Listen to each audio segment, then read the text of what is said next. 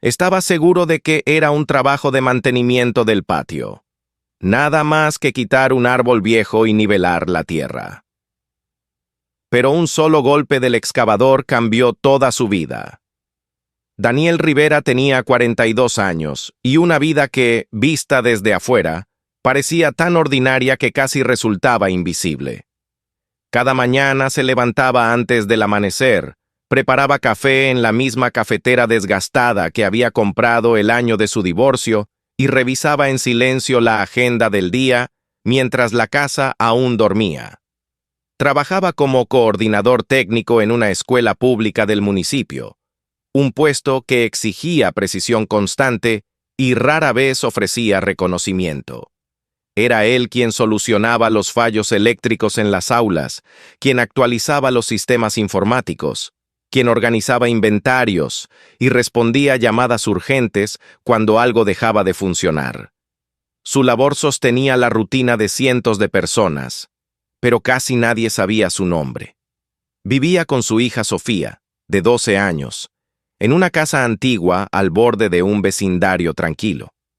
El divorcio había ocurrido 5 años atrás, y aunque el conflicto legal se había resuelto sin escándalo, la fractura emocional seguía latente en pequeños silencios compartidos.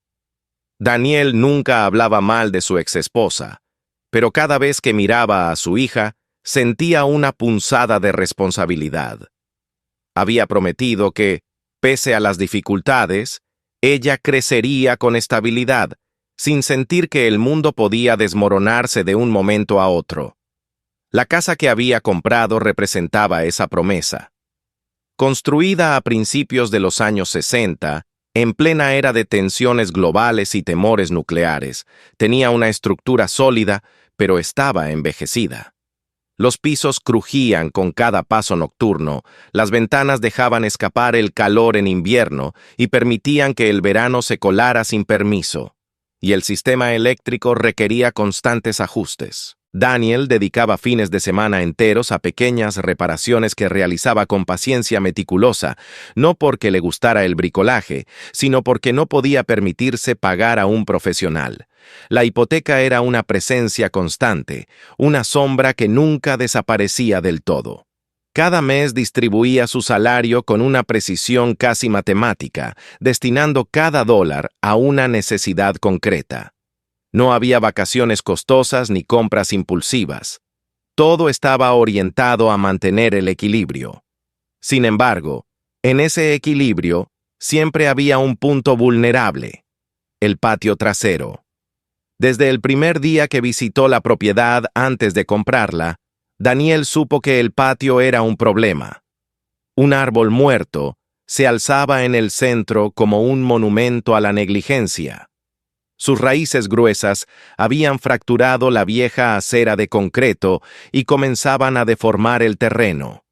A un lado, el esqueleto de un cobertizo inclinado mostraba tablas hinchadas por la humedad y un techo parcialmente hundido. La tierra estaba desigual, invadida por maleza y restos de madera podrida.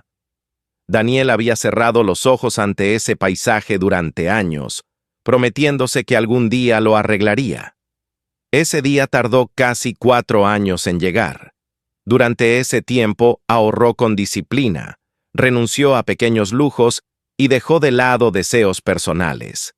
Lo hacía pensando en Sofía, imaginando un espacio seguro donde ella pudiera sentarse a leer bajo el sol o invitar a una amiga sin sentir vergüenza del desorden.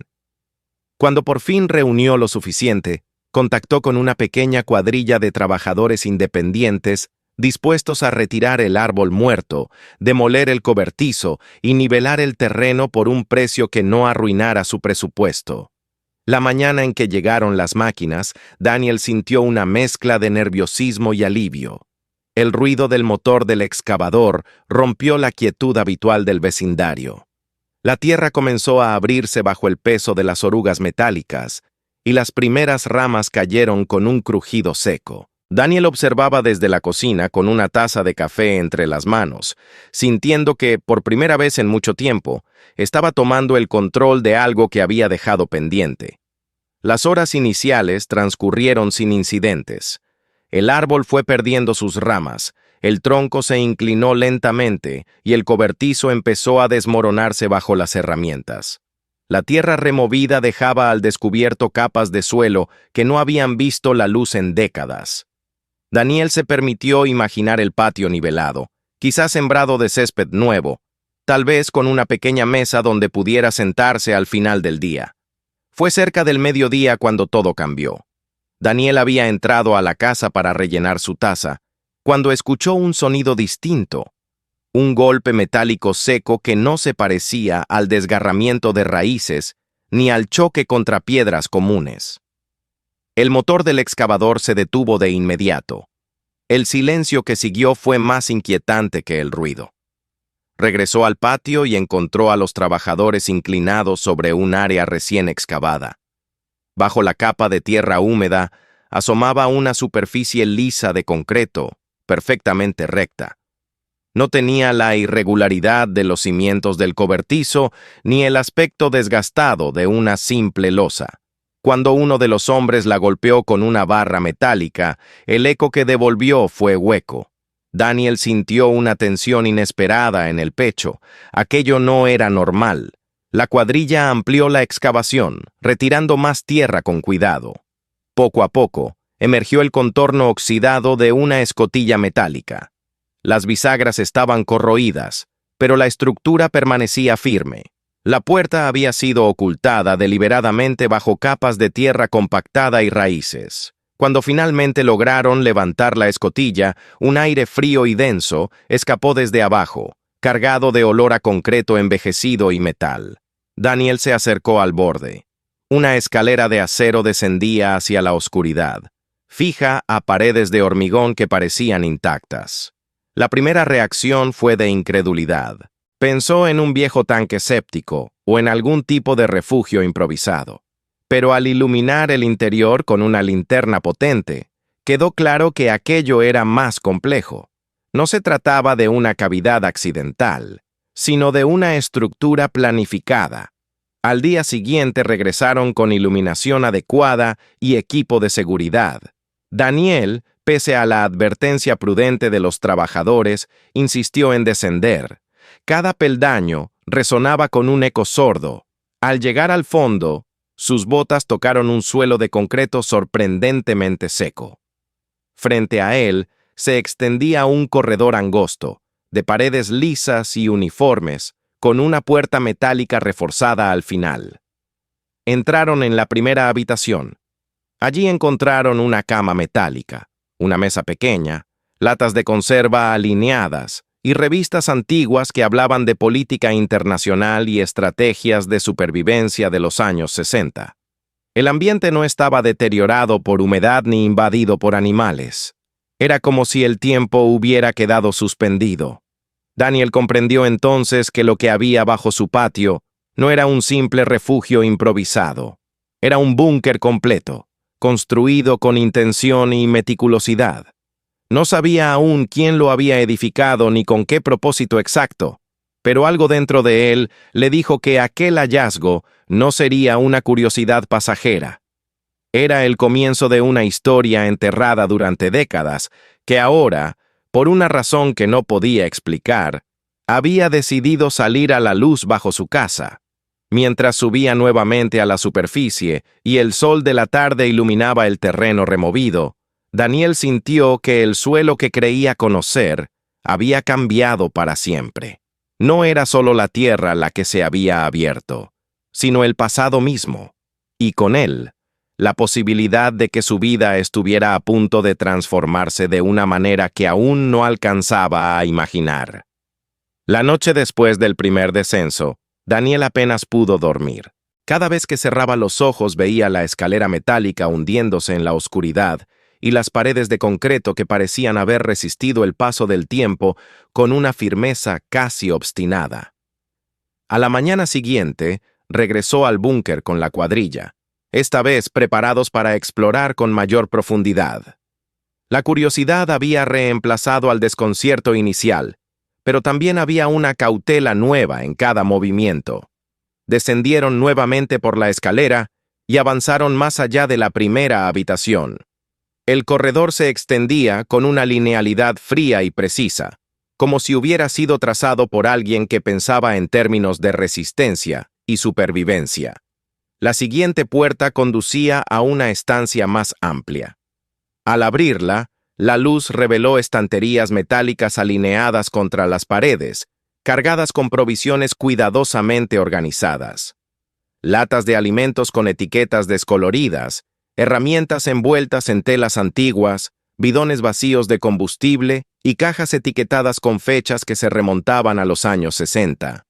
Todo estaba dispuesto con un orden casi obsesivo, como si el propietario hubiera esperado regresar cada cierto tiempo para revisar su inventario. En una esquina descansaba un contador de radiación, su carcasa amarilla opacada por el polvo. Cerca de él había mapas doblados con precisión, marcando rutas interestatales y anotaciones manuscritas sobre posibles zonas de evacuación. Daniel sintió un escalofrío al comprender que el constructor del búnker no había actuado por capricho. Aquello era el producto de una mente dominada por la previsión y el miedo. Continuaron hasta una habitación que parecía haber sido utilizada como estudio. Una mesa robusta ocupaba el centro, cubierta por carpetas y cuadernos encuadernados a mano. Las paredes estaban revestidas con estantes llenos de documentos, diagramas y planos detallados del propio búnker.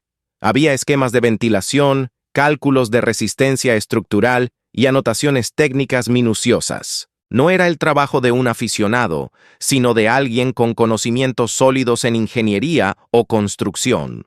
Daniel tomó uno de los cuadernos y comenzó a leer. Las páginas estaban escritas con una caligrafía firme y constante. El autor se identificaba como Richard Morgan, antiguo propietario de la casa.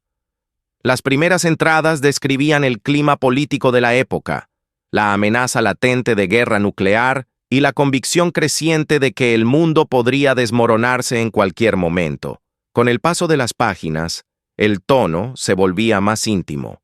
Richard hablaba de la desconfianza hacia su propia familia, de disputas legales, de sentimientos de traición que lo habían llevado a aislarse cada vez más. Las palabras no reflejaban delirio, sino coherencia. Había fechas, referencias a eventos históricos reales y reflexiones que mostraban claridad mental. Richard no parecía un hombre desquiciado, sino alguien que había decidido prepararse para lo peor porque no confiaba en nadie más que en sí mismo. Mientras examinaban el estudio, uno de los trabajadores golpeó suavemente la pared del fondo. El sonido fue diferente, menos sólido. Tras retirar una estantería, apareció una línea apenas visible en el concreto. Con herramientas adecuadas comenzaron a desprender la capa superficial hasta revelar una puerta metálica reforzada. El mecanismo estaba oculto con maestría, como si hubiera sido diseñado para pasar desapercibido, incluso ante una inspección detallada. La puerta se abrió con un chirrido grave que resonó por todo el corredor. Más allá había una cámara más pequeña, casi ceremonial en su disposición. 5 grandes baúles metálicos reposaban alineados en el suelo, cerrados con candados antiguos pero intactos. El aire en esa habitación parecía más frío, más denso, como si hubiera estado sellado no solo contra el tiempo, sino contra el olvido. Cuando abrieron el primer baúl, la luz de la linterna se reflejó en fajos de billetes antiguos, cuidadosamente atados y protegidos. El papel había amarilleado, pero su estado era sorprendentemente bueno. El segundo baúl contenía lingotes de oro apilados con exactitud geométrica. El brillo opaco del metal contrastaba con la austeridad del entorno. Daniel sintió que el corazón le golpeaba con fuerza en el pecho. El tercer baúl albergaba monedas raras encapsuladas, certificados de inversión, bonos y documentos financieros. Había también pequeñas cajas con joyas antiguas y relojes de bolsillo. Cada objeto parecía haber sido elegido con deliberación, como parte de un plan que trascendía la simple acumulación.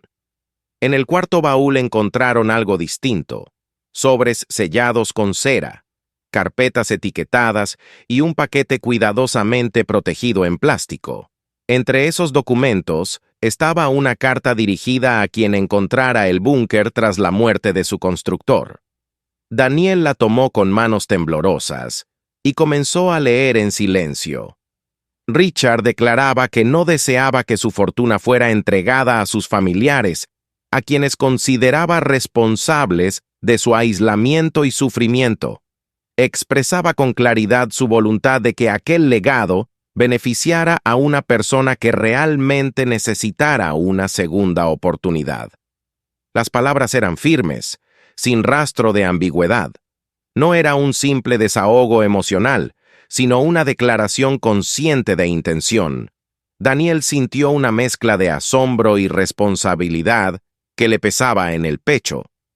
El quinto baúl contenía objetos más personales: fotografías de paisajes y retratos antiguos, una medalla militar, cartas nunca enviadas y recuerdos envueltos con cuidado. Aquellos elementos revelaban a un hombre que, pese a su temor al mundo exterior, había amado y había sido herido. Sin embargo, la noticia de la excavación ya había comenzado a circular. Algunos vecinos, al ver el movimiento inusual en el patio, hicieron preguntas. Uno de ellos tomó una fotografía desde su ventana. Poco después, un pequeño medio local publicó una nota sobre la existencia de una estructura subterránea hallada en una vivienda privada. La curiosidad se convirtió en interés público con sorprendente rapidez.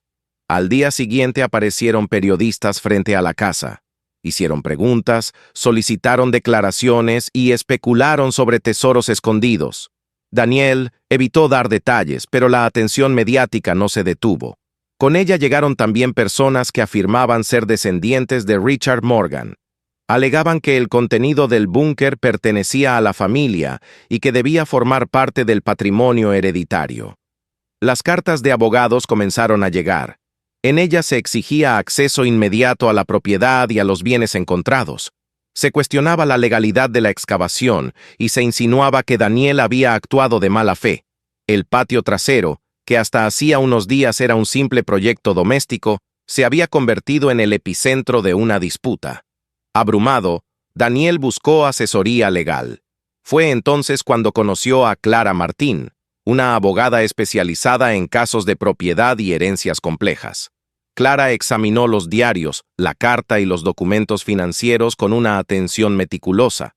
Señaló que la posesión del terreno otorgaba a Daniel una posición jurídica sólida. Además, la carta podía interpretarse como una manifestación clara de la voluntad del fallecido, aunque no fuera un testamento formal. Aún así, la incertidumbre era enorme. Daniel sentía que su vida tranquila se desmoronaba bajo el peso de la exposición pública y las amenazas legales.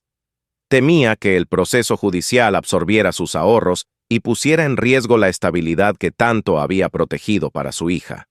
Cada noche regresaba mentalmente al estudio subterráneo, recordando las palabras de Richard y preguntándose si realmente estaba preparado para enfrentar la batalla que se avecinaba. El búnker, que en un principio había sido una curiosidad inquietante, se había transformado en el centro de un conflicto que amenazaba con redefinir su destino. La herencia del miedo de Richard se entrelazaba ahora con la lucha de Daniel por preservar su hogar y su dignidad. Y mientras los rumores crecían y las cartas legales se acumulaban sobre la mesa del comedor, él comprendió que el verdadero desafío no estaba bajo tierra, sino en el mundo exterior que reclamaba aquello que había permanecido oculto durante más de medio siglo. La presión no disminuyó en los días siguientes al descubrimiento de la cámara oculta. Por el contrario, creció con una intensidad que Daniel jamás había experimentado. Las llamadas telefónicas se sucedían unas a otras, algunas provenientes de periodistas persistentes, otras de desconocidos que afirmaban tener información sobre Richard Morgan y su familia. Las cartas de los abogados de los supuestos herederos se volvieron más formales y exigentes. La casa que durante años había sido un refugio discreto empezó a sentirse como un escenario expuesto ante miradas invisibles. Clara Martín asumió el control de la situación con una serenidad que contrastaba con la ansiedad de Daniel. Le explicó que la clave del caso residía en dos elementos fundamentales: la propiedad del terreno y la clara manifestación de voluntad expresada en los diarios y la carta encontrada en el búnker. Sin embargo, también le advirtió que el proceso no sería rápido ni sencillo. Los familiares de Richard estaban decididos a impugnar cualquier intento de excluirlos de la herencia y contaban con recursos económicos suficientes para sostener una batalla legal prolongada. El primer paso fue preparar la documentación necesaria. Clara recopiló el contrato de compraventa de la casa, los registros de propiedad y los informes técnicos que certificaban que el búnker formaba parte estructural del terreno adquirido por Daniel. Se encargó también de digitalizar cada página de los diarios, preservando las fechas y el contenido íntegro. En ellos, Richard Morgan describía con detalle la construcción del refugio, sus temores ante la inestabilidad mundial y, sobre todo, su profunda ruptura con los miembros de su familia. No eran palabras escritas en un arrebato momentáneo. Mostraban coherencia a lo largo de los años, un pensamiento constante que reforzaba la autenticidad de su decisión. El día de la primera audiencia judicial llegó más rápido de lo esperado. Daniel entró al tribunal con una sensación de vulnerabilidad que le oprimía el pecho. No estaba acostumbrado a ese tipo de entornos, donde cada gesto parecía medido y cada palabra tenía consecuencias. Frente a él se sentaban los familiares de Richard Morgan, 4 personas de distintas edades que lo observaban con una mezcla de resentimiento y expectativa. Sus abogados expusieron que los bienes hallados eran parte del patrimonio de su pariente fallecido y que, como descendientes directos, tenían derecho legítimo a ellos. La defensa de Clara se centró en la legalidad de la propiedad. Explicó que el búnker, al estar integrado al terreno vendido sin reservas, pasaba a formar parte de la finca adquirida por Daniel. Subrayó que no existía testamento registrado que contradijera esta situación. Luego presentó los diarios y la carta, destacando que la voluntad de Richard era inequívoca. El juez escuchó con atención, solicitó examinar los documentos y pospuso la decisión para analizar el caso con detenimiento. Los días de espera fueron un tormento silencioso. Daniel intentaba mantener la normalidad en la escuela, pero su mente regresaba una y otra vez a la sala del tribunal. Sofía percibía la tensión en su padre, aunque él trataba de ocultarla. El temor de perderlo todo no era solo económico, era el miedo de ver desmoronarse la estabilidad que tanto había protegido. Cuando finalmente llegó la segunda audiencia, el ambiente era aún más tenso. El juez comenzó su resolución recordando que el derecho de propiedad es un principio fundamental. Señaló que el búnker no había sido declarado como entidad independiente ni protegido por cláusulas específicas en el momento de la venta. Por tanto, formaba parte de la finca adquirida legalmente por Daniel Rivera. En cuanto a los bienes encontrados, reconoció que la carta y los diarios constituían una expresión clara y consistente de la voluntad del fallecido de no beneficiar a sus familiares directos. Aunque no se tratara de un testamento formal, el contenido demostraba intención inequívoca y coherente en el tiempo. Con voz firme, el juez dictaminó que los bienes hallados en el búnker pertenecían legítimamente al propietario actual del terreno. Las palabras resonaron en la sala con un peso casi físico. Daniel sintió cómo la tensión acumulada durante semanas se deshacía en un instante. No experimentó euforia, sino una profunda liberación, como si por fin pudiera respirar sin sentir una mano invisible apretándole el pecho. Los familiares abandonaron la sala visiblemente molestos. Algunos insinuaron la posibilidad de una apelación, pero sus propios asesores legales parecían conscientes de que la base de la sentencia era sólida. Clara, al salir del tribunal, aseguró a Daniel que el fallo tenía fundamentos suficientes para resistir cualquier intento posterior de impugnación. Con el paso de las semanas, la atención mediática se disipó. Los periodistas encontraron nuevas historias que perseguir, y el vecindario recuperó su ritmo habitual. Daniel tomó decisiones con prudencia. Contactó a tasadores certificados para evaluar el valor del oro y las monedas, y vendió solo una parte para saldar la hipoteca y eliminar cualquier deuda pendiente. Estableció un fondo educativo para Sofía, garantizando que su futuro académico no dependería de préstamos ni sacrificios extremos. El resto de los bienes permaneció en custodia segura, manejados con discreción y asesoría profesional. El búnker, sin embargo, no fue transformado en espectáculo ni abierto al público. Daniel invirtió en reforzar su ventilación y asegurar su estructura, pero decidió conservarlo como un espacio privado. En el estudio subterráneo dejó algunos de los objetos personales de Richard Morgan, incluidos los diarios y el reloj de bolsillo que había encontrado en uno de los baúles. No lo hizo por superstición ni por romanticismo, sino por respeto. Comprendía que, detrás del oro y los documentos, existía la historia de un hombre que había vivido atrapado entre el miedo y la soledad. Una tarde de otoño, cuando el vecindario ya había olvidado la agitación de meses anteriores, Daniel descendió solo al búnker. El aire era fresco y estable, y las paredes de concreto parecían menos opresivas que la primera vez. Se sentó en la silla del antiguo escritorio y abrió un cuaderno nuevo. Escribió sobre el descubrimiento inesperado, sobre la batalla legal y sobre el peso de la responsabilidad que ahora llevaba. Reflexionó sobre el contraste entre el miedo que había motivado la construcción del refugio y la esperanza que su hallazgo había traído a su propia vida. Al subir nuevamente a la superficie, el cielo estaba teñido de tonos dorados. Observó el patio, ahora nivelado y ordenado, y pensó en cómo un simple proyecto de limpieza había revelado un legado oculto durante décadas. El búnker ya no representaba amenaza ni conflicto. Se había convertido en un recordatorio silencioso de que incluso los actos nacidos del temor pueden, con el tiempo, transformarse en oportunidades de renovación.